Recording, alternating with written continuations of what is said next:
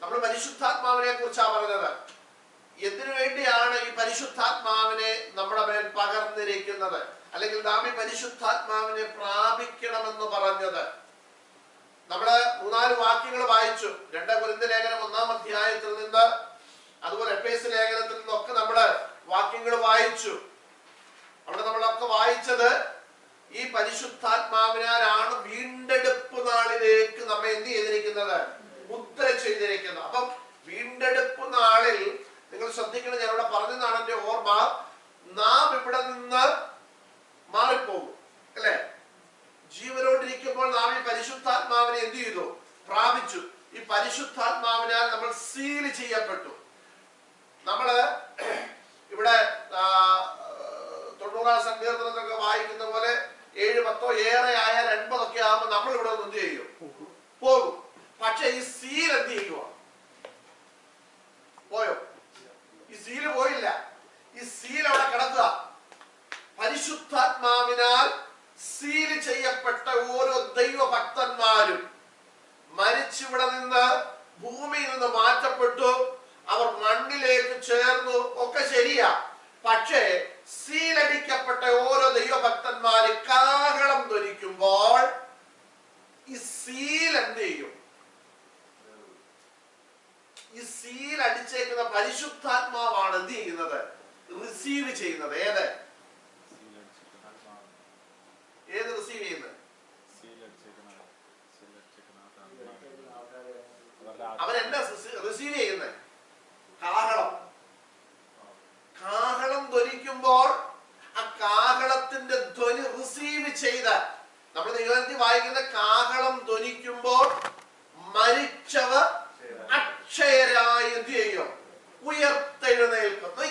അപ്പൊ ഈ സീലടിക്കപ്പെട്ട ഓരോ ദൈവഭക്തന്മാരും ഈ കാഹളം ധ്വനിക്കുമ്പോൾ ഈ കാഹളം ഇതുമായിട്ട് എന്ത് ചെയ്യും, ഒരു വൈബ്രേഷൻ ഉണ്ടാവും.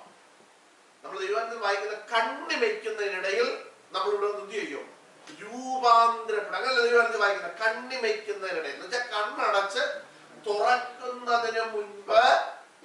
ഇന്ന് നമുക്കറിയാം ലോകത്തിൽ ഏറ്റവും ഫാസ്റ്റസ്റ്റ് ആയിട്ടുള്ള വാഹനം ഏതാ? റോക്കറ്റ് അല്ലെ? മണിക്കൂറിലാണ്ട് ഭയങ്കര ഒരു കണക്കാ ഇവർ പറയുന്നത്. എനിക്ക് അറിയത്തില്ല എത്ര ആണെന്ന്. നിങ്ങൾക്ക് ആർക്കെങ്കിലും അറിയാം റോക്കറ്റ് പോകുന്ന സ്പീഡ് എന്ന് പറയുന്നത്? 900 കിലോമീറ്റർ സ്പീഡ് ഒരു മണിക്കൂറിന്. പക്ഷേ അതെവിടെ വരെ ചെല്ലുന്നുള്ളൂ? അത്രേ ചെല്ലുന്നുള്ളൂ. അങ്ങ് സ്വർഗത്തിലേക്ക് എന്ത് ചെയ്യുന്നില്ല, ചെല്ലുന്നില്ല. ഈ സ്വർഗം എന്ന് പറയുന്ന ഈ ആകാശം വരെ അതെന്ത് ചെയ്യുന്നുള്ളൂ, സ്പേസ് വരെ അതെന്ത് ചെയ്യുന്നുള്ളൂ, പോകുന്നുള്ളൂ. പക്ഷേ ദൈവഭക്തന്മാരെ കുറിച്ച് കാഹളം ധ്വനിക്കുമ്പോൾ കണ്ണിമയ്ക്കുന്നതിനിടയിൽ അവരെവിടെ എത്തും? അവർ കർത്താവിന്റെ അടുക്കലെത്തും. മനസ്സിലായോ? അത്രയ്ക്ക് ഫാസ്റ്റ് ആയിട്ടാണ്. അതുകൊണ്ടാണ് ആരും എന്ത് ചെയ്യാത്ത, ഈ വിശുദ്ധന്മാരുടെ രൂപാന്തരം ആരും അറിയാത്തത്. മനസ്സിലായോ? ഈ വിശുദ്ധന്മാരൊക്കെ ഇവിടുന്ന് എടുക്കപ്പെട്ട് കഴിയുമ്പോഴാണ് ആൾക്കാർ പറയുന്നത്, അയ്യോ റോയിച്ചാനെ കണ്ടില്ല, 2-3 ദിവസമായില്ല, കാണുന്നില്ല, ബേസുമാറിനെ കാണുന്നില്ല, പ്രിൻസിനെ കാണുന്നില്ല, ഇങ്ങനെ പറയുക. ആരും എന്ത് ചെയ്തില്ല, കണ്ടില്ല ഇവിടുന്ന് പോകുന്നത്. കാരണം എന്താ? കണ്ണി വെക്കുന്നതിനിടയിൽ നമ്മൾ എന്ത് ചെയ്തു, രൂപാന്തരപ്പെട്ടു. ഇവിടെ എന്ത് ചെയ്തു, എടുക്കപ്പെട്ടു. 28,000 കിലോമീറ്റർ. അപ്പൊ നിങ്ങളൊന്ന് ചിന്തിച്ചു നോക്കിക്കേ, 28,000 കിലോമീറ്റർ സ്പീഡിലാണ് റോക്കറ്റ് ഇവിടുന്ന് പോകുന്നത്. പക്ഷേ കർത്താവിന്റെ കാഹളം കേൾക്കുമ്പോൾ ഒരു ദൈവഭക്തൻ പോകുന്നത് അപ്പൊ എത്ര മൈൽ സ്പീഡിലായിരിക്കും? കണ്ണടച്ച് തുറക്കുന്നതിന് മുമ്പേ അവരിവിടുന്ന് എന്ത് ചെയ്യും? റോക്കറ്റ് പോകുന്നത് നമുക്കെല്ലാം എന്ത് ചെയ്യാൻ പറ്റും, കാണാൻ പറ്റും. പക്ഷേ ദൈവഭക്തൻ ഇവിടുന്ന് രൂപാന്തരപ്പെട്ടു പോകുന്ന ഒരൊറ്റ മനുഷ്യൻ എന്ത് ചെയ്യത്തില്ല, കാണാൻ പറ്റത്തില്ല. അത്രയ്ക്ക് ഫാസ്റ്റ് ആയിട്ടായിരിക്കും എന്ത് ചെയ്യുന്നത്, ഇവിടെ ഒന്ന് പോകുന്നത്. മനസ്സിലായോ? നമ്മൾ എങ്ങനെ ഇവിടുന്ന് പോകുന്നതെന്ന് ഈ ഭൂമിയിലുള്ള ഒരു മനുഷ്യനും എന്ത് ചെയ്യാൻ പറ്റത്തില്ല, കാണാൻ പറ്റത്തില്ല.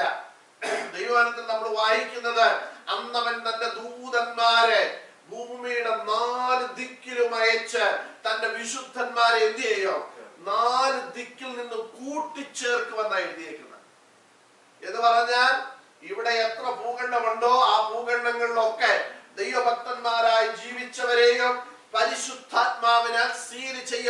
സകലത്തെയും അന്ന് കാഹളത്തിന്റെ ധ്വനിയാൽ അവൻ കൂട്ടിച്ചേർക്കുവാനിടയായി തീരും. സ്തോത്രം. പോകട്ടെ. നമ്മൾ ആ വിഷയത്തിലേക്ക് വരുമ്പോൾ പരിശുദ്ധാത്മാവ് എന്ന വിഷയം നമ്മള് സംഖ്യാപുസ്തകം 11-ാം അധ്യായം പഠിക്കുമ്പോൾ നമ്മൾ കഴിഞ്ഞ ആഴ്ച വായിച്ചതാണ്.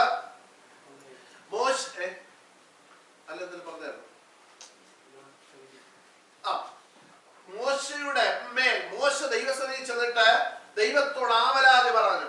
എന്താ പറഞ്ഞത്? 11-ാം അധ്യായം നമ്മൾ വായിക്കുമ്പോൾ നമ്മൾ വായിക്കുന്നത്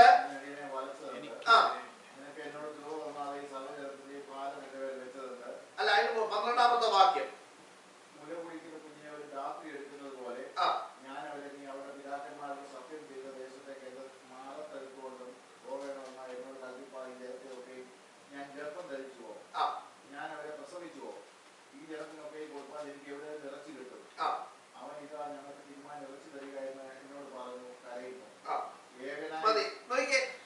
മോശ ഇവിടെ ചെന്നിട്ട് ദൈവത്തോട് ആവലാതി പറയാ. ഒരു ദാത്തെ തന്റെ കുഞ്ഞിനെ എടുക്കുന്നത് പോലെ ഇവരെ ഞാൻ മാറത്ത് എടുത്തു വെച്ചു കൊണ്ടുപോകുവാനും ഇവർക്ക് വേണ്ടുന്നതൊക്കെ കൊടുത്ത് ഇവര് പറയുന്നതെല്ലാം കേട്ട് മുമ്പോട്ട് പോകാൻ എനിക്ക് പറ്റത്തില്ല. അങ്ങനെ നീ ചിന്തിക്കുന്നു ആണെങ്കിൽ എന്നെ എന്ത് ചെയ്തേരെ? എന്നെ എന്ത് ചെയ്തേക്കാനാ പറഞ്ഞേക്കുന്നത്?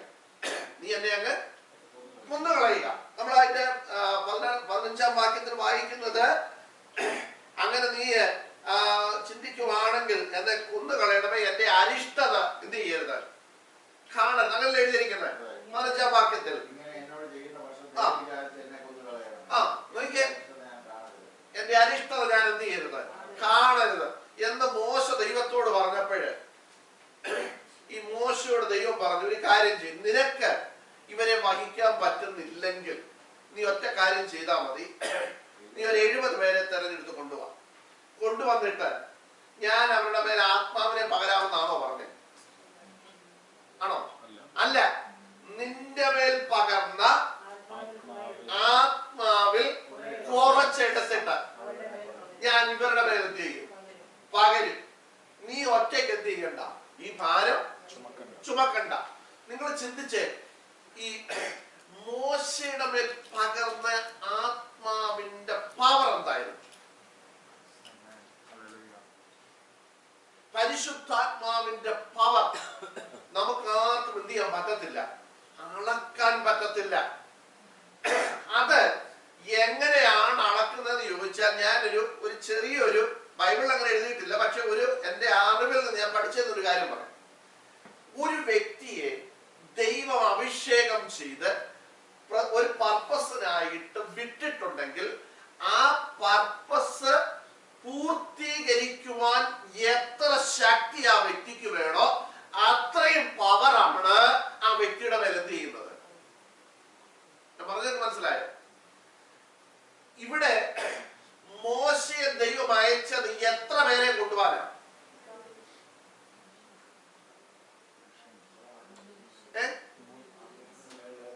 6 ലക്ഷം പുരുഷന്മാര്, ഏതാണ്ട് ഒരു 30-32 ലക്ഷം ആളുകളെ എവിടെ കൊണ്ടുപോകണം?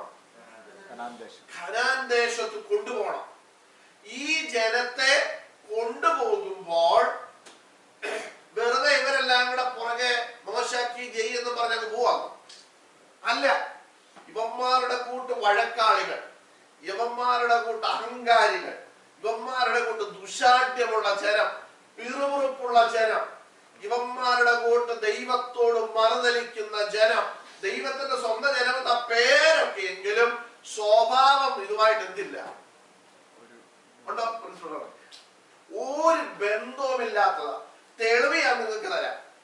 നിങ്ങൾ 11-ാം അധ്യായം അതിന്റെ 4 മുതലുള്ള വാക്കുകൾ ഒന്ന് വായിച്ചേ.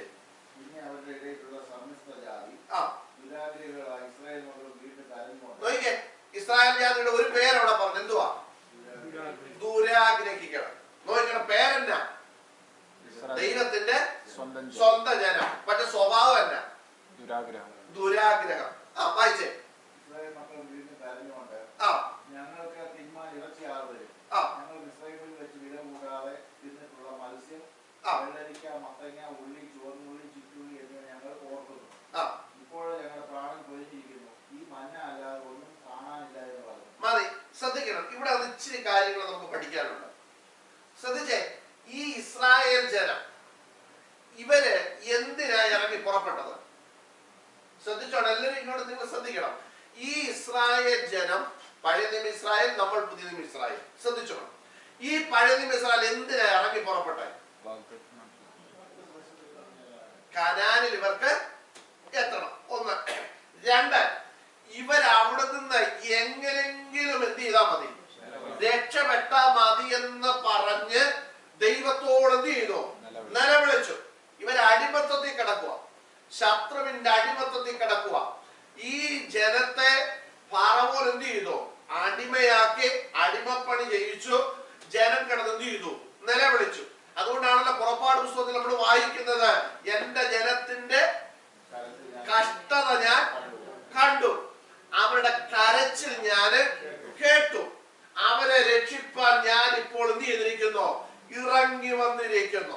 അപ്പൊ നോക്കിക്കേ, ഈ ജനം കിടന്ന് എന്ത് ചെയ്തു? നിലവിളിച്ചു, കർത്താവേ, ഈ അടിമത്തത്തിൽ തന്നെ എന്ത് ചെയ്യണം, ഈ ശത്രുവിന്റെ കയ്യിൽ തന്നെ എന്ത് ചെയ്യണം, വിടുവിക്കണം.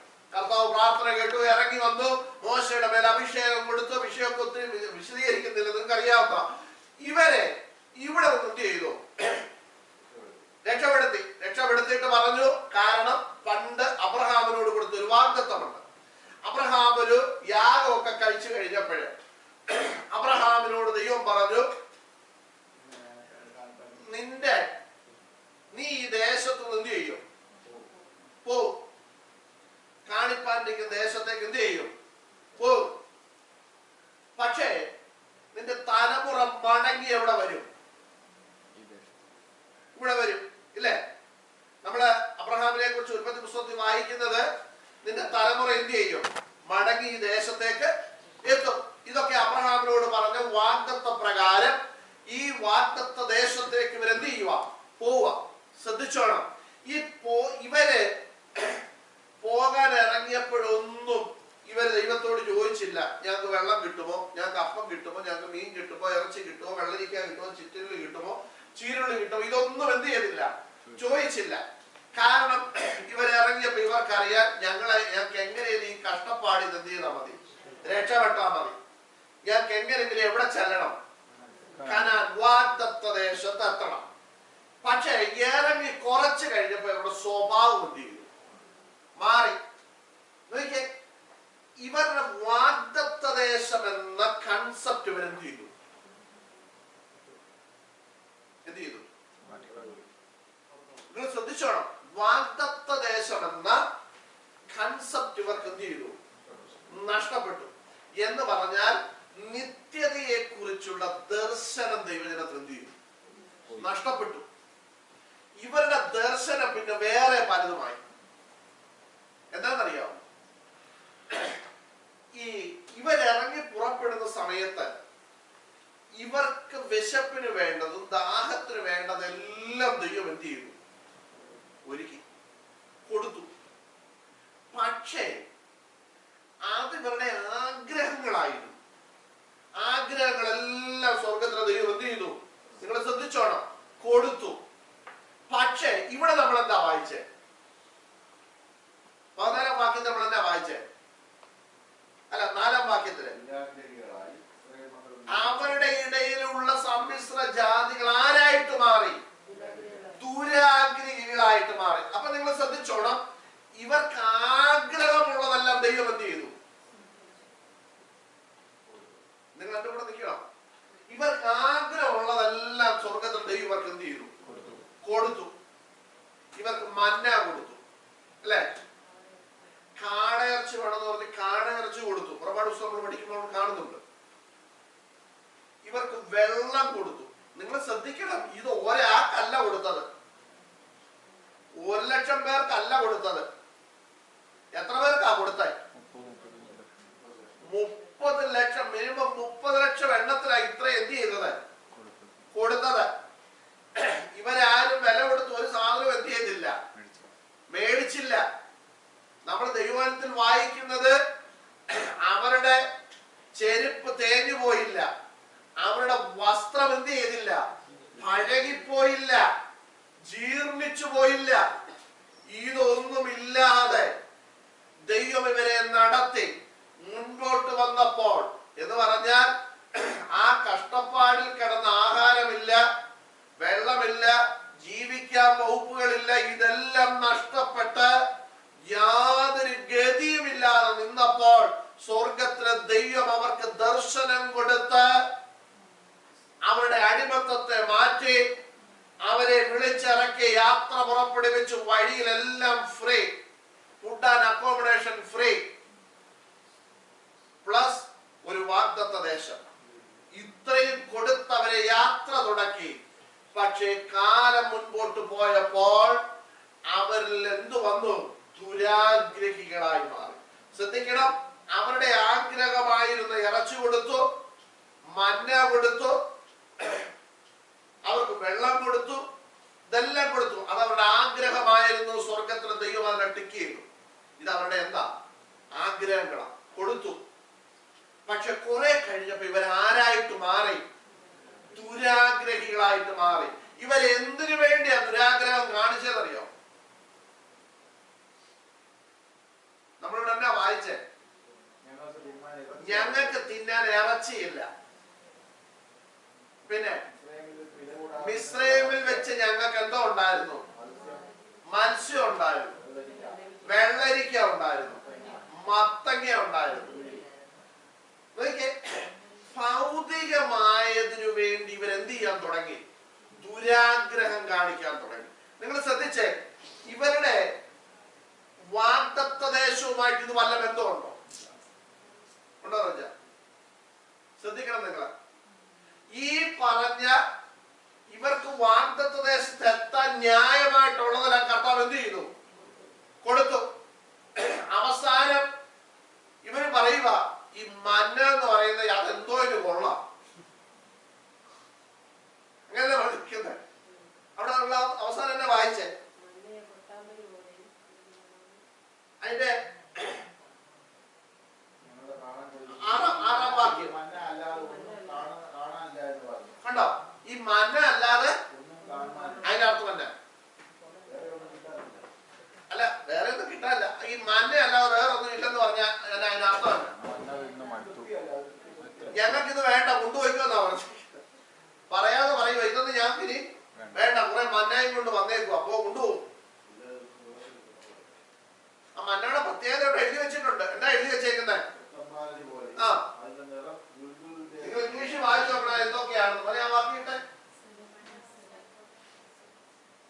ആ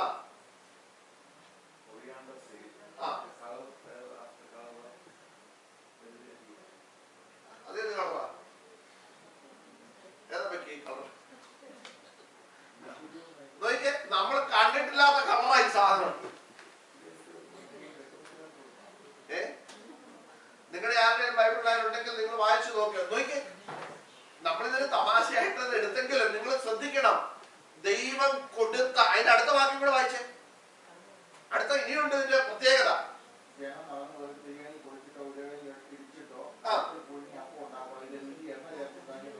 ശ്രദ്ധിക്കണം, ഇത് പൊടിച്ച് ഇവര് ദോശ ഉണ്ടാക്കുമ്പോൾ ഇവര് ചേർക്കാതെ തന്നെ അതിന്റെ ടേസ്റ്റ് എങ്ങനെ വന്നു?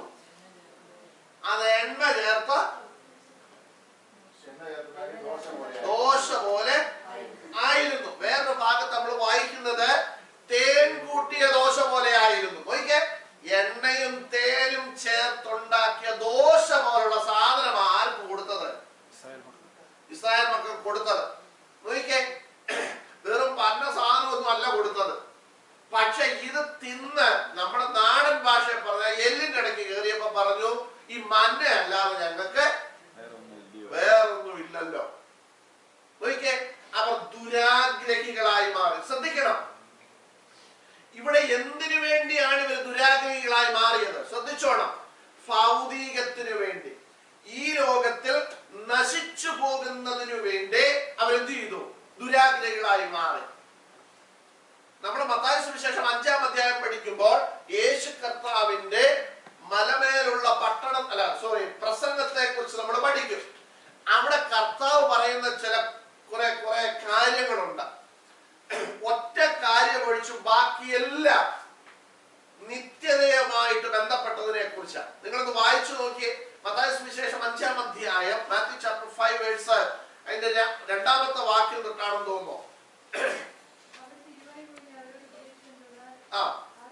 ഒന്ന് ആത്മാവിനെ കുറിച്ച്, 2 ദുഃഖിക്കുന്നവർ ഭാഗ്യവാന്മാർ. അതാണ് ഈ ലോകത്തിലെ ആണെന്ന് കൂട്ടിക്കുക. അടുത്തത് സൗമ്യത, പിന്നെ നീതി, കരുണ, ഹൃദയശുദ്ധി, സമാധാനമുണ്ടാക്കൽ. നോക്കിയേ, ഈ കാര്യങ്ങളെ കുറിച്ചാണ് കർത്താവ് എന്ത് ചെയ്തത്, പറഞ്ഞത്. അതിനുവേണ്ടി ആഗ്രഹിക്കുന്നവർ ഭാഗ്യവാന്മാർ, അങ്ങനെ എഴുതിയിരിക്കുന്നത്.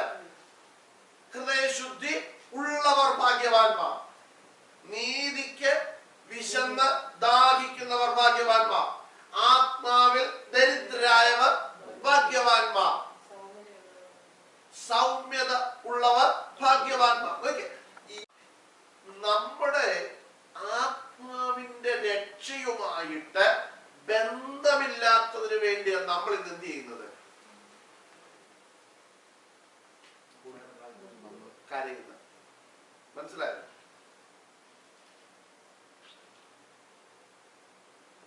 നമുക്ക് വയറുവേദന വന്നു, വയറുവേദനയ്ക്ക് വേണ്ടി പ്രാർത്ഥിച്ചു, നല്ല നല്ല കാര്യം. നമ്മുടെ രോഗത്തിന് വേണ്ടി പ്രാർത്ഥിക്കും, ബൈബിള് അത് എതിരൊന്നുമല്ല. പക്ഷെ അത് ആത്മാവിന്റെ രക്ഷയായിട്ട് ബന്ധമുണ്ടോ? ഞാൻ പറയുന്നത് മനസ്സിലാക്കുന്നുണ്ടോ? നിങ്ങൾക്ക് ജോലിയില്ല, ജോലിക്ക് വേണ്ടി പ്രാർത്ഥിച്ചു, നല്ല കാര്യം, ജോലി കിട്ടി. പക്ഷെ അത് ആത്മാവിന്റെ നിത്യതയുമായിട്ട് എന്തെങ്കിലും ബന്ധമുണ്ടോ? ഉണ്ടോ? ഇല്ല. വേണം, അല്ല അതാ പറഞ്ഞ പ്രാർത്ഥിക്കാം. പക്ഷേ നമ്മുടെ നിത്യതയ്ക്ക് വേണ്ടി ഉള്ളതിന് വേണ്ടി നമ്മൾ കരയാറുണ്ടോ? ഇവിടെ ഇവർക്ക് ന്യായമായതെല്ലാം ലഭിച്ചു കഴിഞ്ഞപ്പോഴും അവര് പറയുക, ഞങ്ങൾ മിസ്രൈമിലായിരുന്നപ്പോ ഞങ്ങൾക്ക് എന്തോ ഉണ്ടായിരുന്നു, മത്സ്യമുണ്ടായിരുന്നു, പിന്നെ മത്തങ്ങ ഉണ്ടായിരുന്നു, ഉള്ളി ഉണ്ടായിരുന്നു, വെള്ളരിക്ക ഉണ്ടായിരുന്നു. നോക്കിയേ, ഇതെല്ലാം ഭൗതികമായത് പറഞ്ഞ് അവരാരായിട്ട് മാറി, ദുരാഗ്രഹികളായിട്ട് മാറി. നമ്മൾ കഴിഞ്ഞ ദിവസം ചിന്തിച്ചതാ, കൊരിന്ത്യലേഖനം 1 കൊരിന്ത്യലേഖനമായിരുന്നു 10-ാം അധ്യായത്തിൽ നമ്മൾ വായിച്ചതാ. അവർ ദുരാഗ്രഹികളായതുപോലെ നാമും എന്താകരുത്, ദുരാഗ്രഹികൾ ആകരുത്. വായിച്ചില്ലേ? 1 കൊരിന്ത്യലേഖനം 10-ാം അധ്യായമാണെന്ന് തോന്നുന്നു, അല്ലെ?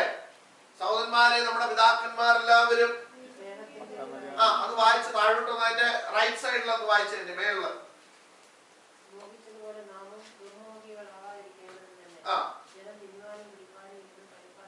അടുത്തത്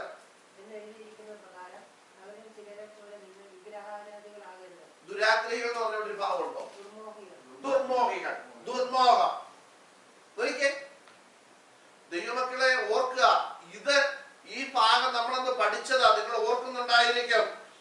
പഴയ നിയമ ദൈവജനത്തെ എടുത്തുകൊണ്ടുവന്ന് പുതിയ നിയമ ദൈവജനത്തോട് എന്ത് ചെയ്യുക, സാമ്യപ്പെടുത്തിട്ട് പറയുക, നിങ്ങളുടെ പഴയ വേർഷൻ ഉണ്ടല്ലോ, പഴയ നിയമത്തിലുണ്ടായിരുന്ന ദൈവജനം, ആ ദൈവജനം ദുർമോഹികളായി.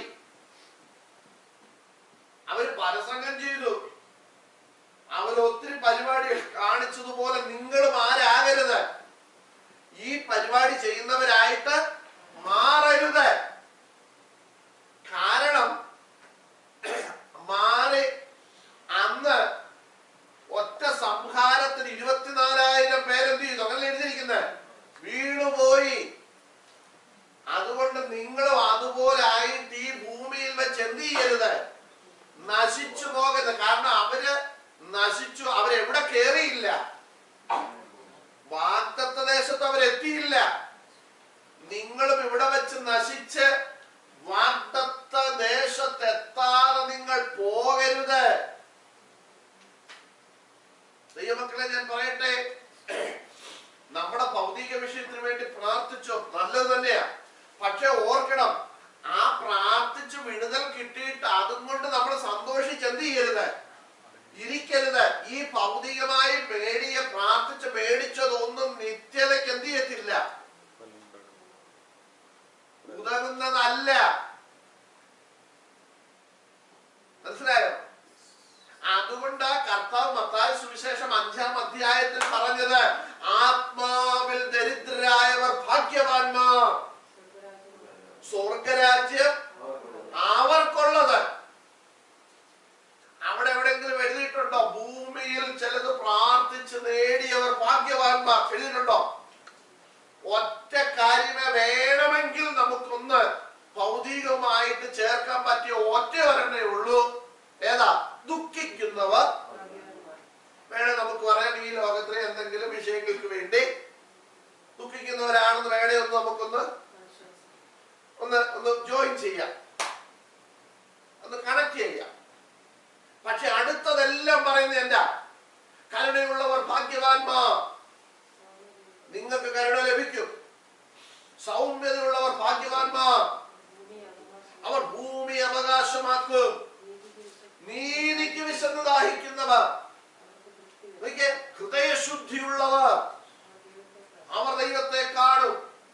അടുത്ത സമാധാനം ഉണ്ടാക്കുന്നവർ, അവർ ദൈവത്തിന്റെ പുത്രന്മാരെന്ന്. ഇനി ഞാൻ ചോദ്യം അത്രയും പറഞ്ഞല്ലോ, അവസാനത്തെ ഒരു ചോദ്യം അവിടെ പറയുന്നു, സമാധാനം ഉണ്ടാക്കുന്നവർ. ശ്രദ്ധിച്ചോണം ഇങ്ങോട്ട്, ഇനി ആരും എഴുതാൻ കുറിഞ്ഞിരിക്കുന്നത് ഇങ്ങോട്ട് ശ്രദ്ധിച്ചോണം. സമാധാനം ഉണ്ടാക്കുന്നവർ. അപ്പൊ സമാധാനം ഇല്ല, നമ്മൾ എന്ത് ചെയ്യണം? അതാണല്ലോ അതിന്റെ അർത്ഥം. സമാധാനം ഇപ്പൊ കുറെ ചോറ് വെച്ചുകൂടെ വെച്ചേക്കുക, എന്നിട്ട് പറയുക ചോറ് വെക്കണം എന്ന് പറയേണ്ട ആവശ്യമുണ്ട്?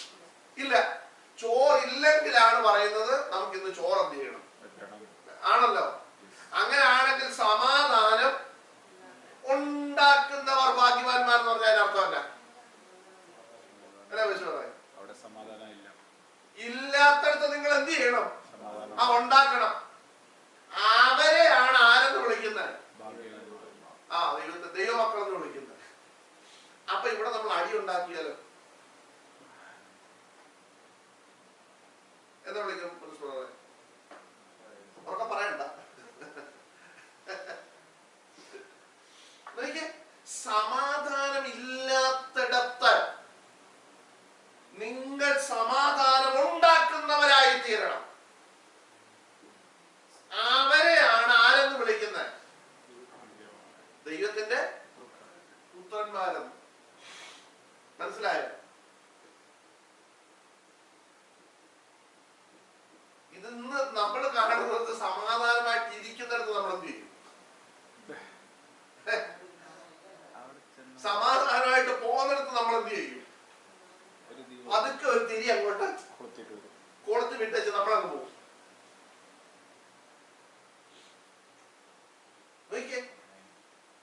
ദൈവവചനം പറയുന്നു ഇംഗ്ലീഷിൽ അങ്ങനെയാണല്ലേ?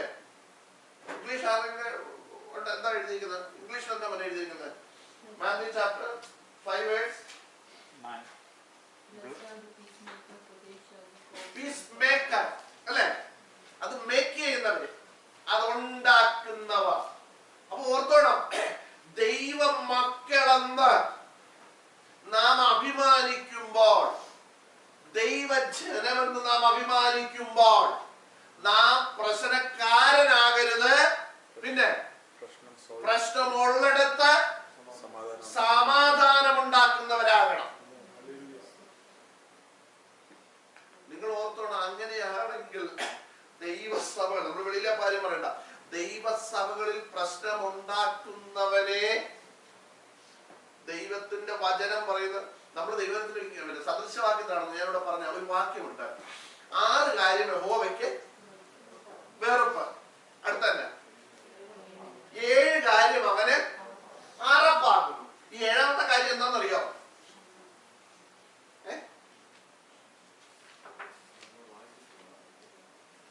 ഇവിടെ നമ്മൾ പഠിച്ചിട്ടുള്ള അപ്പോഴറിയാം മോനെ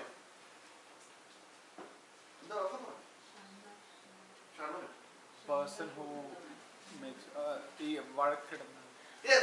കൂട്ടുകാരുടെ ഇടയിൽ വഴക്കുണ്ടാക്കുന്നവരും തന്നെ. മനസ്സിലായോ? എന്താ സദൃശവാക്യത്തില് സഹോദരന്മാരുടെ ഇടയിൽ ഉറക്കെ വായിച്ചേ. 6 കാര്യം യഹോവ വെറുക്കുന്നു, 7 കാര്യം റെഫറൻസ് ഒന്ന് പറഞ്ഞേ. 6-ന്റെ 16. Proverbs 6:16. വായിച്ചു. ഗർവമുള്ള കണ്ണും ഗർവമുള്ള കണ്ണ്, വ്യാജമുള്ള നാവും, വ്യാജമുള്ള നാവ്, കുറ്റമില്ലാത്ത രക്തം ചെയ്യുന്ന കയ്യും, മലയാളത്തിൽ വാക്കിട്ടോ. ഗുരുവായ നിരൂപിക്കുന്ന ഹൃദയവും, ദോഷത്തിൽ നിന്ന് ബന്ധപ്പെട്ടു പോകുന്ന കാലും, പോസ്റ്റ് വായുന്ന കള്ളസാക്ഷിയും, സഹോദരന്മാരുടെ ഇടയിൽ വഴക്കുണ്ടാക്കുന്നത് തന്നെ. കേട്ടോ, സഹോദരന്മാരുടെ ഇടയിൽ വഴക്കുണ്ടാക്കുന്നത് അവനെ ദൈവത്തിന് എന്തെന്നാ പറഞ്ഞേക്കുന്നത്? അറപ്പാണെന്ന്. 6 കാര്യം വെറുപ്പ്, 7 കാര്യം അറപ്പ്. ഈ നമ്മൾ ഈ അറപ്പുണ്ടാക്കുന്നത് എന്തൊക്കെയാ? നമുക്ക് അറപ്പുണ്ടാകുന്ന കാര്യങ്ങളുണ്ട് അല്ലേ? ചില ആക്സിഡന്റ് ഒക്കെ കണ്ടു കഴിയുമ്പോൾ നമുക്ക് അറപ്പ് വരും നോക്കാൻ അല്ലേ? കാരണം ബ്ലഡിൽ ഇങ്ങനെ കുളിച്ച് വല്ലാതെ കിടക്കും. നമുക്ക് ഭയങ്കരമായിട്ട് ചിലരൊക്കെ തല ഇറങ്ങി ചിലർ വീഴാനൊക്കെ തുടങ്ങും. ചില സ്ഥലത്തൂടെ നടന്നു പോകുമ്പോൾ നമുക്ക് ഭയങ്കര വൃത്തികേടുള്ള സ്ഥലങ്ങൾ. നിങ്ങളൊക്കെ ബോംബെയിലൊക്കെ ചേരികൾക്കകത്തൂടെ ഒക്കെ പോയി കഴിഞ്ഞാല്, ഗാവുകളിലൊക്കെ ചെന്നിട്ട് നിങ്ങൾ പോയി കഴിഞ്ഞാല്, ഇവിടെ ഇരിക്കുന്ന നല്ലൊരു ശതമാനത്തിനും അറപ്പ് വരും. അതിലേക്ക് നടന്ന് പോയിട്ടുള്ളവർക്കൊക്കെ അറിയാം. അറപ്പ് വരും ഗാവിനകത്ത്, ഗ്രാമപ്രദേശങ്ങളിൽ. ഞാൻ പറഞ്ഞ സിറ്റി അല്ല ഞാൻ ഉദ്ദേശിച്ചത്.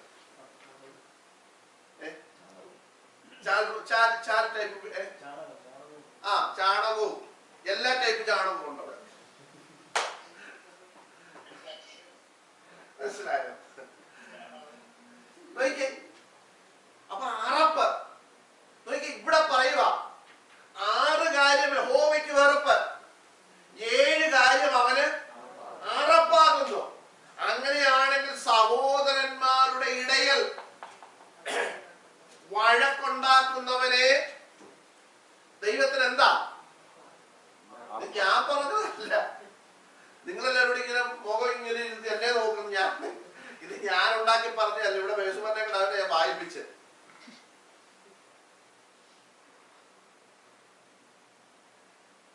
ദൈവവചനം വായിക്കുന്നു. സമാധാനം ഉണ്ടാക്കുന്നവർ ഭാഗ്യവാന്മാർ. അങ്ങനെയാണെങ്കിൽ സഭയ്ക്കകത്തും കൗൺസിലാണെങ്കിലും പാസ്റ്റർമാരുടെ ഇടയ്ക്കാണെങ്കിലും വിശ്വാസികളുടെ ഇടയ്ക്കാണെങ്കിലും സമാധാനം ഇല്ലാത്തടത്ത് സമാധാനം ഉണ്ടാക്കുന്നവനെ കർത്താവ് പറയും, ഇവൻ എന്റെ പുത്രൻ എന്ന് പറയും. ഇത് സഹോദരന്മാരുടെ വഴക്ക് ഉണ്ടാക്കാനായിട്ട് വരുന്നവരെ ആരുടെ മക്കളെന്ന് വിളിക്കും? എന്തായാലും നമ്മൾ ആരുടെയും ഒരാളുടെ മക്കളാ. ഒന്നേ ദൈവത്തിന്റെ മക്കള്, അല്ലെങ്കിൽ ആരുടെയാ കുട്ടൂസൻ?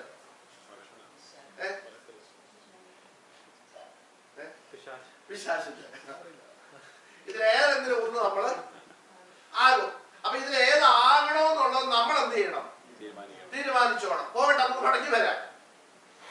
നോക്കിക്കേ, ഇവിടെ ഈ ജനം ദുരാഗ്രഹികളായിട്ട് മാറി. എന്തിനു വേണ്ടി അവർ ദുരാഗ്രഹികളായിട്ട് മാറിയത്?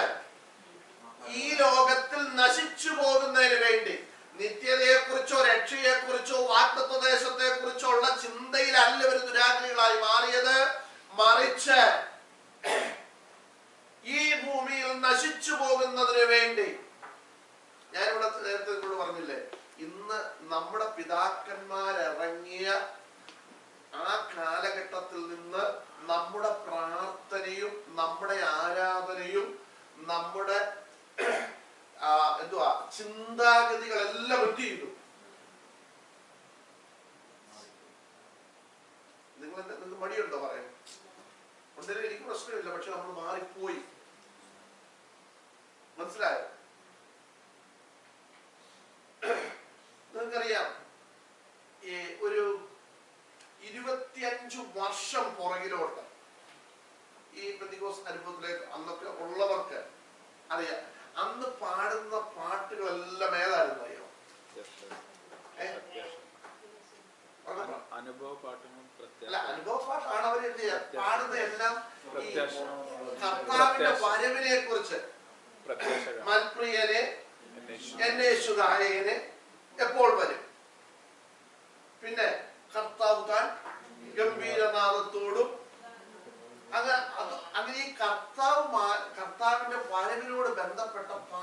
വർഷങ്ങളായിരുന്നു എന്ത് ചെയ്തത്, പാടിക്കൊണ്ടിരുന്നത്, കേട്ടുകൊണ്ടിരുന്നത്. പക്ഷേ നമ്മളൊരു 10, 15, 20 വർഷം കൊണ്ട് ഇങ്ങോട്ട് നമ്മൾ കേൾക്കുന്ന പാട്ടുകളൊക്കെ എങ്ങനെയുള്ള, ഞാൻ പാട്ടിനെ കുറ്റം പറയും, അല്ലാതെ നമ്മുടെ അനുഭവത്തിൽ നിന്ന് എഴുതിയായിരിക്കും നല്ലത്. പക്ഷേ ഈ നമ്മൾ ദൈവത്തിൽ വായിക്കുന്നു, പിശാചിന്റെ തന്ത്രങ്ങളെ നിങ്ങൾ അറിയാത്തവരല്ലല്ലോ. ഞാൻ നിങ്ങളോടൊരു കാര്യം പറയാം. ഇവിടെ ഇപ്പൊ ഒരു എത്തിസ്റ്റ് ഇവിടെ കയറി വരിക, നമ്മളിവിടെ മനസ്സിലായല്ലോ, ദൈവം ഇല്ലെന്ന് പറയുന്നത് ഇവിടെ വന്നാൽ എനിക്കൊരു 10 മിനിറ്റ് പ്രസംഗിക്കാൻ വേണമെന്ന് പറഞ്ഞാൽ നമ്മൾ കൊടുക്കോ വെച്ചാൽ കൊടുക്കത്തില്ല. കാരണം നമ്മുടെ എല്ലാം ഉള്ളിലുണ്ട്, ഇവൻ പറഞ്ഞു വെക്കാൻ പോകുന്നത് എന്തുവാ, ദൈവം ഇല്ലെന്നാ ഇവൻ പറഞ്ഞു വെക്കാൻ പോകുന്നത്. അതേസമയം ഫാസ്റ്റ് എന്ന പേര് ഒരു എത്തിസ്റ്റ് ഇതിനകത്ത് വന്നാൽ അവൻ പറയുന്നില്ല ഞാൻ എത്തിസ്റ്റാണ്, ഞാൻ ഫാസ്റ്റാന്ന് പറഞ്ഞ് ഇവിടെ വന്നാൽ നമ്മൾ എന്ത് ചെയ്യും? നമ്മള് ഒരു അരമണിക്കൂർ അവൻ അല്ലെങ്കിൽ 1 മണിക്കൂർ എന്ത് ചെയ്യും? കൊടുക്കും. എവൻ എഴുന്നേറ്റ് ഇന്ന് പറഞ്ഞ് ദൈവം ഇല്ലെന്ന് സ്ഥാപിച്ചിട്ട് എന്ത് ചെയ്യും? പോകും. ഞാൻ പറഞ്ഞതൊക്കെ മനസ്സിലായി കാണും. പിശാച് നമ്മുടെ ഉള്ളിൽ ഇവിടേക്ക് കയറി വന്നാൽ നമ്മൾ അവനെ എന്ത് ചെയ്യും? ഇവിടോട്ട് സ്വീകരിക്കും? ഇല്ല. നമ്മളെല്ലാവരും കൂടെ കൈ അടിച്ച് പാട്ട് പാടി അവനെ ഓടിച്ചു വിടും. പക്ഷേ പിശാച് ഒരിക്കലും പിശാചായിട്ട് ഒരിടത്തോട്ട് എന്ത് ചെയ്യത്തില്ല, കയറി വരത്തില്ല. അവൻ പിശാച്, അവൻ തന്ത്രശാലി ആയതുകൊണ്ട് അവൻ ആരെയെങ്കിലും കയ്യിലെടുത്ത് അവരിൽ കൂടെ മാത്രമേ ദൈവസഭയ്ക്കകത്ത് എന്ത് ചെയ്യത്തുള്ളൂ, കേറത്തുള്ളൂ. മനസ്സിലായോ? ഞാൻ പറഞ്ഞത് ഈ കുറെ വർഷങ്ങൾ കൊണ്ട് നമ്മൾ കേൾക്കുന്ന പ്രസംഗങ്ങളും നമ്മൾ കേൾക്കുന്ന പാട്ടുകളും നമ്മൾ കേൾക്കുന്ന അനുഭവ സാക്ഷ്യങ്ങളും എല്ലാം നിത്യതയുമായിട്ട് ഒരു ബന്ധവുമില്ലാത്തത് ആണോ?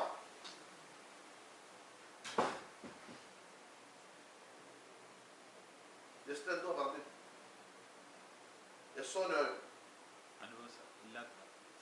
നിത്യതയുമായിട്ട് ബന്ധമില്ലാത്തതാണ്. കാരണം ഇന്ന് UK പല ചർച്ചിൽ വന്ന് അത് സ്റ്റാർട്ട് ചെയ്തു. കൈവേദന മാറി, മുമ്പോട്ട് വാ, സാക്ഷി പറയിപ്പിക്കുക. ഓക്കെ, നല്ലത്, പ്രാർത്ഥിച്ചു, കൈവേദന മാറി. പക്ഷെ എന്റെ ചോദ്യം, ഇതും നിത്യതയുമായിട്ട് എന്താ ബന്ധം? നമ്മൾ കഴിഞ്ഞ ആഴ്ച പഠിച്ചു, പൗലോസ് പറയുക, പൗലോസ് പ്രാർത്ഥിച്ചു, എന്റെ കൃപ നിനക്ക് മതി. അതുകൊണ്ട് പൗലോസ് പറയുകയാണ്, ഞാൻ എന്റെ കഷ്ടങ്ങളിൽ എന്ത് ചെയ്യുക, പ്രശംസിക്കുകയാ. എപ്പോൾ ഞാൻ ബലഹീനനായി മാറുന്നോ, എപ്പോൾ ഞാൻ കഷ്ടതയിലേക്ക് ഇറങ്ങിപ്പോകുന്നോ, ആ സമയത്ത് ദൈവകൃപ എന്റെ മേൽ എന്ത് ചെയ്യുന്നു, വരുന്നു. ഈ ദൈവകൃപ എന്റെ മേൽ വരുമെന്ന് പറയുമ്പോഴത്തേക്ക് പൗലോസിന് എന്തുവാ, നമ്മൾ പറയത്തില്ലേ സ്വർഗം കിട്ടിയ സന്തോഷം എന്നൊക്കെ പറയത്തില്ലേ, ഇതുപോലുള്ള സന്തോഷമാ. കാരണം ദൈവകൃപ എപ്പോഴും എന്ത് ചെയ്യുന്നില്ല, തന്റെ മേലേക്ക് എന്ത് ചെയ്യുന്നില്ല, വരുന്നില്ല. എപ്പോഴാ ദൈവകൃപ പകരപ്പെടുന്നത്? താൻ ബലഹീനനായി മാറുമ്പോൾ. ദൈവമക്കളെ, നമ്മൾ ഓർക്കണം, ഞാൻ ബലഹീനനായി മാറുമ്പോൾ കർത്താവ് പറഞ്ഞു, എന്റെ കൃപ നിനക്ക് മതി. നോക്കിയേ, നമുക്കിന്നത് ആവശ്യമില്ല. നമ്മൾ ഇന്ന് ലബോദിക്ക സഭ പോലെ ഇങ്ങനെ ഇരിക്കുക. ലബോദിക്ക സഭ എന്നാ പറഞ്ഞേ? ലബോദിക്ക ചർച്ച എന്നാ പറഞ്ഞേ? ഞാൻ ധനവാൻ, സമ്പന്നൻ, എനിക്കൊന്നിനും മുട്ടില്ലല്ലോ, എനിക്കൊന്നിനും ഒരു കുറവുമില്ല, ഞാൻ ധനവാനാണ്, സമ്പന്നനാണ്. പക്ഷെ അവിടെ സ്വർഗത്തിലെ ദൈവം പറയുക, നീ കുരുടനാണ്, നീ അരിഷ്ടനാണ്, നിന്റെ കണ്ണ് നീ ചൊവ്വൻ എന്ത് ചെയ്യണം, തുറക്കണം, നിന്റെ കണ്ണിൽ പെരട്ടാൻ നീ ലേപം. അല്ലേ? ഇംഗ്ലീഷിൽ നിങ്ങൾ വായിച്ചു നോക്കിക്കോ, വെളിപ്പാട് പുസ്തകം വായിക്കുക.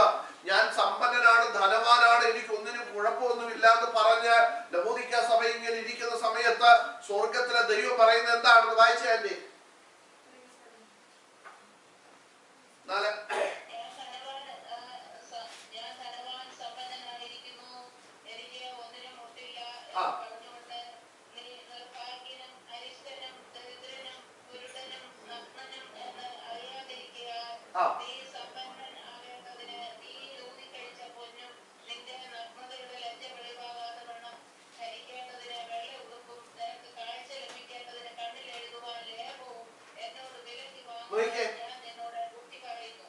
മേടിക്കണം. അടുത്ത വാക്ക് ഓക്കെ നോക്കട്ടെ. നീ സമ്പന്നനാകേണ്ടതിന് തീയൂന്നി കഴിച്ച പൊന്ന്, നിന്റെ നഗ്നതയുടെ ലജ്ജ വെളിവാകാതെ വണ്ണം ധരിക്കേണ്ടതിന് വെള്ളയുടുപ്പ്, നിനക്ക് കാഴ്ച ലഭിക്കേണ്ടതിന് കണ്ണിൽ എഴുതുവാൻ ലേപവും. എങ്ങനെ മേടിക്കണം? വില കൊടുത്ത് മേടിക്കണം. അതെന്താ ഈ വില കൊടുത്ത് മേടിക്കണം എന്ന് പറഞ്ഞേ? അറിയാം എന്താ പറയാ? ഇവിടെ വില കൊടുത്ത് മേടിക്കണം സഭയോട് പറയുക. നീ എന്നോട് ഇങ്ങനെ എഴുതിയിരിക്കുന്നത്, എന്നോട് വില തന്നിട്ട് നീ എന്ത് ചെയ്യണം? മേടിക്കണം. അതെന്നെ അങ്ങനെ പറയാൻ കാരണം ജസ്റ്റിനെ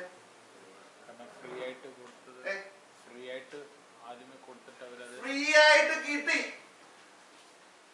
സഭയ്ക്ക് ഇതെല്ലാം എന്തോ ആയിരുന്നു? ഫ്രീ ആയിരുന്നു. ഈ ഫ്രീ ആയിട്ട് കിട്ടിയപ്പോ ഇവരെന്ത് ചെയ്തു? ഇതിന് വലിയ വില കൊടുത്തില്ല. എന്നിട്ട് ഇവര് തന്നെ അങ്ങ് തീരുമാനിച്ചു, ഞങ്ങൾ ആരാ? ഞങ്ങൾക്ക് ഇനി ദൈവത്തിന്റെ കയ്യിൽ നിന്നൊന്നും, ഞങ്ങൾ ആരാ? ഞങ്ങൾ സമ്പന്നരാ. ഇങ്ങനെ എഴുതിയിരിക്കുന്നത് ഞങ്ങൾ സമ്പന്നരാ, ഞങ്ങൾക്ക് നിന്റെ കയ്യിൽ ഇനി ഒന്നും വേണ്ട. വേണമെങ്കിൽ ഞങ്ങളുടെ ഫണ്ടിൽ നിന്ന് കുറച്ചെടുത്ത് നിനക്ക് എന്ത് ചെയ്യാം? തരാം. ആ പരുവത്തിൽ നമ്മൾ എന്ത് ചെയ്തു? എത്തി. അപ്പൊ കർത്താവ് വിചാരിച്ചു ഇനിയിപ്പോ ഇവർക്ക് ഫ്രീ ആയിട്ടൊന്നും ഒന്നും ചെയ്യണ്ട. കാരണം ഇവരുടെ എന്തുണ്ട്? ഇവര് തന്നെ പറഞ്ഞു ഞാൻ ആരാ? ഞാൻ സമ്പന്നനാണ്, ഞാൻ ധനവാനാ. അപ്പൊ കർത്താവ് പറഞ്ഞു ഒരു കാര്യം ചെയ്, നിന്റെ ക്വാളിറ്റി ഞാനങ്ങോട്ട് പറയാൻ പോകുന്നു പറഞ്ഞു. നീ പറയുന്നു നീ ധനവാനാണ്, സമ്പന്നനാണ് എന്നൊക്കെ പറയുന്നു. പറയുന്ന മേളത്തെ വാക്കിയിട്ട്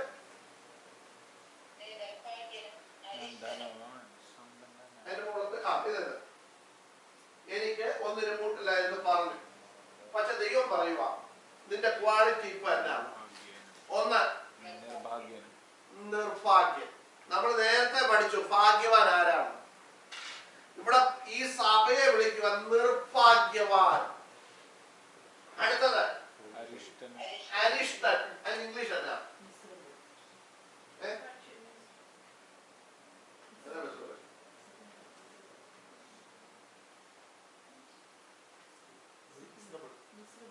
മിശ്രബിൾ എന്ന് പറഞ്ഞതിന്റെ അർത്ഥം എന്നാ? മിശ്രബിൾ എന്ന് പറഞ്ഞതിന്റെ അർത്ഥം സഹിക്കാൻ പറ്റാത്ത എന്ന് പറഞ്ഞാൽ സഭയ്ക്ക് നിന്നെ സഹിക്കാൻ വയ്യ, ദൈവത്തിന് നിന്നെ എന്ത് ചെയ്യാൻ പറ്റുന്നില്ല. ഈ ഒരുവിധപ്പെട്ടവരെ ഒക്കെ കർത്താവ് എന്ത് ചെയ്യും? സഹിക്കും. പക്ഷെ കർത്താവ് ഇപ്പൊ ഈ സഭയോട് പറയുന്നത് നിന്നെ സഹിക്കാൻ കൊള്ളാത്തവനാണ്, ഞാൻ അരിഷ്ടൻ. അടുത്തത് നീ സമ്പന്നൻ എന്ന് പറയുമ്പോ തന്നെ നീ ആരാ? ദരിദ്രൻ. അടുത്തത് കുരുടൻ, നഗ്നൻ. നോക്കിക്കേ, സമ്പന്നൻ ധനവാൻ എന്ന് പറഞ്ഞ് ഞങ്ങൾക്ക് ഇനി ഒന്നിന്റെ ആവശ്യമില്ലെന്ന് പറഞ്ഞിരിക്കുന്ന ലവോദിക്ക സഭയുടെ ക്വാളിറ്റിയെ കുറിച്ച്, അവരെ കുറിച്ച് സ്വർഗത്തിലെ ദൈവം അങ്ങോട്ട് നോക്കിയപ്പോൾ അവരെങ്ങനെയുള്ളതാണെന്ന് മനസ്സിലായി. ഇതെല്ലാം കർത്താവ് മാറ്റിയതാവരുടെ. കർത്താവിനെ ചേർത്തുകൊണ്ടു സഹിച്ചു. കർത്താവ് സഹിച്ചു, അവരെ ചേർത്ത് നിർത്തി. നീ കാശ് കൊടുത്ത് മേടിക്കണം, വിലയ്ക്ക് മേടിക്കണം. ദൈവമക്കളെ ഇന്ന് പകൽക്കാലം ഓർക്കണം, രക്ഷ നിങ്ങൾ ഫ്രീയാ, നീതീകരണം ഫ്രീയാ. നിങ്ങൾ ഓർത്തോണം, നഷ്ടപ്പെടുത്തിയ ഓർത്തോണം, നഷ്ടമാക്കി ഇതിനെ വിലയില്ലാത്തതായിട്ട് കണ്ടാൽ നിങ്ങൾ വിചാരിക്കും ഞാൻ ഒരു സ്നാനപ്പെട്ടു കൈയടിക്കുന്നു അന്യഭാഷ പറയുന്നു, അവൻ രക്ഷിക്കപ്പെടാത്തവനായിരുന്നു. എന്നുവെച്ചാൽ രക്ഷ അവൻ എന്ത് ചെയ്തു? നഷ്ടമാക്കി കളഞ്ഞവനായിരിക്കും. ഇന്ന് പകൽക്കാലം ഓർക്കണം, ഇത് നഷ്ടപ്പെട്ടെന്ന് ഓർമ്മ വരുന്നുണ്ടെങ്കിൽ അപ്പോഴേ ഒറ്റ കാര്യം ചെയ്താൽ മതി, ദൈവസ്ഥനെ നെടുമ്പാട് വീണോ. കർത്താവേ ഇത് നഷ്ടപ്പെട്ടു പോയി. അല്ലാതെ ഈ ലവോദിക്ക സഭ പറഞ്ഞത് ഞാൻ ധനവാനാണ്, സമ്പന്നനാണ്, എനിക്ക് ഒന്നിനും മുട്ടില്ല എന്ന് പറഞ്ഞ് എന്ന് പറഞ്ഞാൽ ഞാൻ രക്ഷിക്കപ്പെട്ടവനാണ്, ഞാൻ സ്നാനപ്പെട്ടവനാണ്. നമുക്കറിയാം രണ്ടുപേര് പ്രാർത്ഥിക്കാൻ പോയപ്പോ അതിൽ ഒരുവൻ നിന്നുകൊണ്ട് പറഞ്ഞു. ആരൊക്കെയാ പ്രാർത്ഥിക്കാൻ പോയത് ദൈവാലയത്തില്? ചുങ്കക്കാരനും പരീശനും. പരീശ നിന്നുകൊണ്ട് പ്രാർത്ഥിക്കുക. ഞാന് നേടുന്നവരൊക്കെ എന്ത് ചെയ്യും? പതാരം കൊടുക്കും, ആഴ്ചയിൽ 2 ദിവസം ഉപവസിക്കും. ഒത്തിരി കാര്യങ്ങൾ ദൈവത്തോട് ഇങ്ങനെ പറഞ്ഞു. അതാണ് സമ്പന്നൻ. എല്ലാം എനിക്കുണ്ട്. 2 ദിവസം എനിക്ക് ഉപവാസമുണ്ട്, നേടുന്നതിലൊക്കെ ദശാംശം നിനക്ക് അങ്ങോട്ട് തരുന്നുണ്ട്, ഒത്തിരി കാര്യങ്ങൾ പറഞ്ഞു. പക്ഷേ അവിടെ പരീക്ഷ ചുങ്കക്കാരനായ വ്യക്തിയെ കുറിച്ച് സ്വർഗത്തേക്ക് പോലും നോക്കുവാൻ കഴിയാത്തവനെ, അങ്ങനെ എഴുതിയിരിക്കുന്നത്. സ്വർഗത്തേക്ക് പോലും നോക്കുവാൻ കഴിയാത്തവനെ മാറത്തടിച്ച് പാപിയായ എന്നോട് കരുണയുണ്ടാകണമേ എന്ന് അവൻ ദൈവത്തോട് നിലവിളിച്ചു. നോക്കിക്കേ, എല്ലാം കൊണ്ട് സമ്പന്നനാണെന്ന് പറഞ്ഞ പരീശൻ അവനെ കുറിച്ച് പറയുന്നു, അവൻ തന്നെത്താൻ നീതീകരിക്കപ്പെട്ടവനായി ഭവനത്തിലേക്ക് എന്ത് ചെയ്തു? പോയി എന്ന് എഴുതിയിരിക്കുന്നു. ദൈവമക്കളെ, ഞാൻ പറയട്ടെ, ശ്രദ്ധിക്കുക. ഇവിടെ നമ്മൾ വായിക്കുന്നത് ഭൗതികമായതിനു വേണ്ടി അവർ ദുരാഗ്രഹികളായിട്ട് മാറി. നിത്യതയുമായിട്ട് ഒരു ബന്ധവുമില്ലാത്ത കാര്യങ്ങൾക്ക് വേണ്ടി. ഇന്ന് പകൽക്കാലം ഓർക്കണം, നമ്മുടെ ജീവിതയാത്രയിൽ നമ്മുടെ ഭൗതിക വിഷയങ്ങൾക്ക് വേണ്ടി നാം പ്രാർത്ഥിച്ചതൊക്കെ മേടിച്ചോ, നല്ലത്. പക്ഷേ അതെല്ലാം ഇവിടെ കൊണ്ട് എന്ത് ചെയ്യുന്നതാണ്? തീരുന്നതാണ്. അതിനപ്പുറത്ത് നമ്മുടെ പിതാക്കന്മാർ, അബ്രഹാമിനെ കുറിച്ച്, വിശ്വാസികളുടെ പിതാവെന്ന് അറിയപ്പെടുന്ന അബ്രഹാമിനെ കുറിച്ച് നമ്മളിവിടെ പഠിച്ചു. അബ്രഹാം വാഗ്ദത്ത ദേശത്ത് എത്തിക്കഴിഞ്ഞപ്പോൾ, ഈ ഭൂമിയിലെ വാഗ്ദത്ത ദേശത്ത് എത്തിക്കഴിഞ്ഞപ്പോൾ അബ്രഹാം പറഞ്ഞു, ഈ ഭൂമിയിലെ വാഗ്ദത്ത ദേശത്തൊക്കെ ഞാൻ എത്തി, കാര്യം ശരിയാ, പക്ഷെ ഇതിനപ്പുറത്ത് ഞാൻ കാണാത്ത ഒരു ദേശമുണ്ട്. സ്വത്രം. ആ ദേശത്തിന്റെ പ്രത്യേകത എനിക്ക് മനസ്സിലായി. ആ ദേശത്തിന്റെ പ്രത്യേകത എന്താ അബ്രഹാം പറഞ്ഞെന്നറിയോ? ഇവിടെ പഠിച്ച ആർക്കെങ്കിലും ഓർമ്മയുണ്ടോ? ആ ദേശത്തിന്റെ പ്രത്യേകത പറഞ്ഞു. അല്ല, ദൈവം ശില്പിയായി നിർമ്മിച്ചു. അത് ശരിയാ പറഞ്ഞത്, എഴുതിയിട്ടുണ്ട്. ദൈവം ശില്പിയായി നിർമ്മിച്ചതും അടിസ്ഥാനങ്ങൾ ഉള്ളതുമായ ഒരു നഗരത്തിനായി അവൻ എന്ത് ചെയ്തു? കാത്തിരുന്നു. ദൈവമക്കളെ, നോക്കിക്കേ, ഭൗതികമായതൊക്കെ തനിക്ക് വേണമായിരുന്നു. അതൊക്കെ ദൈവം കൊടുത്തു. താൻ ആഗ്രഹിച്ചത് കൊടുത്തു. താൻ ദൈവത്തോട് ചോദിച്ചതൊക്കെ കൊടുത്തു. പക്ഷേ അവിടെ കൊണ്ട് അബ്രഹാം നിർത്തിയില്ല. അബ്രഹാം അവിടെ നിന്ന് തനിക്ക് വേണ്ടി ഒരുക്കുന്ന ദൈവം ശില്പിയായ അടിസ്ഥാനമുള്ള ഒരു നഗരത്തിനായി താൻ കാത്തിരുന്നു. ഇന്ന് പകൽക്കാലം എന്നെ കേൾക്കുന്ന ദൈവമക്കളെ, ഭൗതികമായതിനൊക്കെ വേണ്ടി നിങ്ങൾ പ്രാർത്ഥിച്ചോ, നല്ലത്. പക്ഷേ നിങ്ങളുടെ നിത്യത നഷ്ടമാക്കി എന്ത് ചെയ്യരുത്? കളയരുത്. പ്രൈസലോട് സ്വത്രം. നിത്യത നഷ്ടമായി പോയാൽ പ്രൈസലോട് സ്വത്രം, വേറെ ഒന്നുകൊണ്ടും അത് വില കൊടുത്ത് മേടിക്കാൻ കഴിയത്തില്ല. ആർക്കും നമുക്ക് വേണ്ടി റെക്കമെൻഡ് ചെയ്യാൻ കഴിയത്തില്ല. ഇന്ന് പകൽക്കാലം ഇവിടെ ഈ മോശയെ കുറിച്ച് പറയുകയാണ്. മോശ പറഞ്ഞു, എന്റെ ആത്മാവിൽ കുറെ എടുത്ത്, അവന്റെ ആത്മാവിൽ കുറെ എടുത്ത് 70 പേർക്ക് പകർന്നു കൊടുത്തു. പ്രൈസലോട് സ്വത്രം. ഞാൻ പറഞ്ഞൊരു കാര്യം നിങ്ങൾ ഓർക്കണം, നിങ്ങളുടെ മേൽ പകർന്ന ആത്മാവിന്റെ ശക്തി എത്രയാണെന്ന് ചോദിച്ചാൽ, അളവ് എത്രയാണെന്ന് ചോദിച്ചാൽ, നിങ്ങളെ ഏൽപ്പിച്ചിരിക്കുന്ന ഓരോ ശുശ്രൂഷയുടെയും അളവനുസരിച്ചാണ് നിങ്ങളുടെ മേൽ പകർന്ന ആത്മാവിന്റെ ശക്തി. കുട്ടൂസിന്റെ മേൽ പകർന്ന ആത്മാവിന്റെ ശക്തി എത്രയാണെന്ന് ചോദിച്ചാൽ, ഇവിടെ എന്തൊക്കെ ദൈവനാമത്തിന് വേണ്ടി അവരെ കൊണ്ട് ചെയ്യിക്കാൻ ദൈവം ആഗ്രഹിച്ചിട്ടുണ്ടോ അത് ചെയ്യാനുള്ള ആത്മാവിന്റെ ശക്തി അവന്റെ മേൽ എന്ത് ചെയ്തിട്ടുണ്ട്? പകർന്നിട്ടുണ്ട്. ഇനി ഞാനൊരു ചോദ്യം നിങ്ങളോട് ചോദിക്കുക, നിങ്ങളുടെ മേൽ പകർന്നു എന്ന് പറയുന്നു, നിങ്ങൾ ഒന്നും ചെയ്യുന്നില്ലെങ്കിലും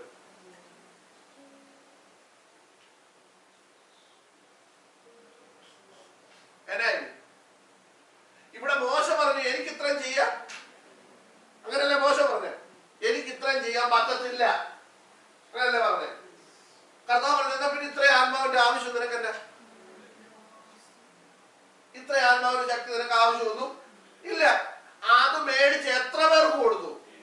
70 പേർക്ക് കൊടുത്തു.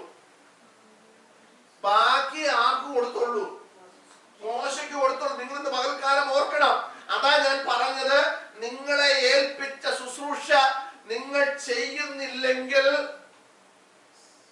നിങ്ങളുടെ മേൽ പകർന്ന ആത്മാവിന്റെ ശക്തി എന്ത് ചെയ്യും? കുറഞ്ഞു പോകും. കാരണം നിങ്ങൾക്ക് വയ്യ ചെയ്യാൻ. അങ്ങനെയാണെങ്കിൽ നമ്മുടെ മേൽ ഇതൊക്കെ പകർന്നു തന്നു, ഇത് പ്രാപിച്ചു എന്ന് പറയുന്ന നിങ്ങൾ ഇത് ചെയ്യുന്നില്ലെങ്കിലോ, നിങ്ങളൊരു ആത്മാവിന് വേണ്ടി പ്രാർത്ഥിക്കുന്നില്ലെങ്കിലോ, ഒരുവരോട് സുവിശേഷം പറയാൻ അവസരം കിട്ടിയിട്ട് പറയുന്നില്ലെങ്കിലോ, ഇന്ന് ദൈവശ്രീയിൽ നമ്മൾ ചിന്തിച്ചോണം. നാം ദൈവശ്രീയിലായിരിക്കുമ്പോൾ ഇതൊക്കെ ഒന്ന് ഓർക്കണം. കർത്താവേ, എനിക്ക് അവസരം കിട്ടിയിട്ട് ഞാൻ പറഞ്ഞില്ലല്ലോ, ഒരുവന് വേണ്ടി പ്രാർത്ഥിക്കാൻ അവസരം കിട്ടിയിട്ട് ഞാൻ പ്രാർത്ഥിച്ചില്ലല്ലോ,